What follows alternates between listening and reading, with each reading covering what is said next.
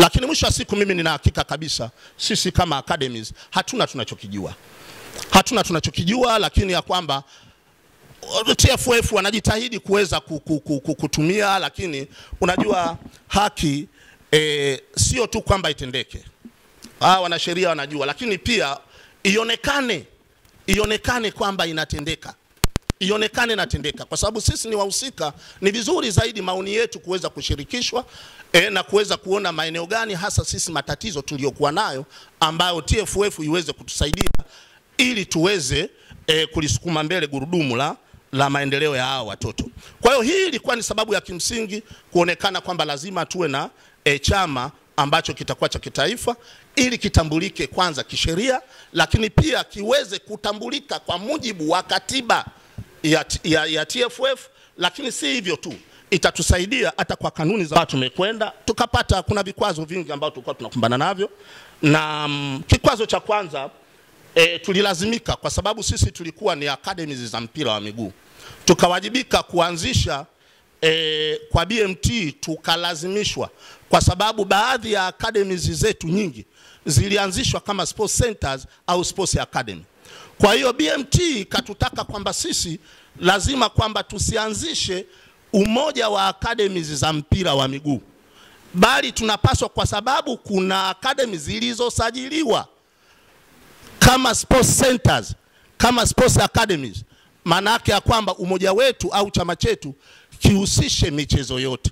Swala ambalo mwanzo tulikawa liko gumu, tukaona hapana, sisi lengo letu ni hili, na of course vyama academy zote zilizokuwa pale zilikuwa zinashirikisha mpira wa miguu tu, lakini tukalazimishwa kuwekwa katika hiyo engo, na kweli tukafika mahala tukasajili Tusker. Lakini tuliposajili Tusker tukakumbana tena na kikwazo sasa cha upande wa pili. Kikwazo cha upande wa pili, nazungumza haya, najaribu kutoa ufafanuzi ili tusaidie tunapokuja kufanya maamuzi haya ambao DRFA wanaoyataka, tujue kwamba tufanyaje ili tuhakikishe kwamba tuwe salama mbele, tusiwe na vikwazo. Kwa hiyo kitu ambacho kilichokuwepo, tukaja kukumbana na kikwazo tulivorudi kujitambulisha TFF, tukakumbana na kikwazo kingine kupitia kwa mkurugenzi wa ufundi ambao sasa ni katibu. Na wakati mwanzo bahati nzuri tulikuwa tumeshirikiana karibu tu na Mwalimu Madadi.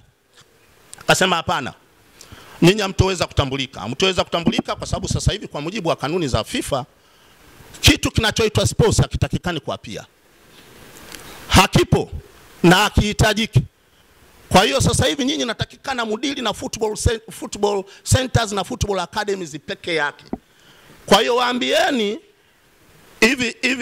hizi academies, kwanza alituambia kwamba nyinyi mubadilishe usajili wenu, kisiwe chama cha michezo, academies za michezo na centers za michezo, bali kiwe chama cha academy za mpira wa miguu na centers za mpira wa miguu.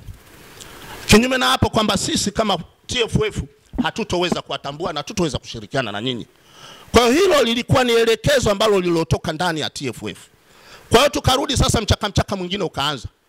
Tukaanza mchaka tunafanyaje ili tuweze kubadilisha hili. Na tunakwenda baraza la michezo, tuna kipingamizi cha kusema kwamba academy zenu zingine baadhi sio football centers wala sio football academies, bali ni football ni sports centers na sports academies. Kwa hiyo tukaanza hapo mchakato tunafanyaje. Kwa bahati tukawa na kikao ambacho wakati ule Ulega ni naibu waziri wa mambo ya michezo, tukaja tukakaa tukajadiliana kwa kina.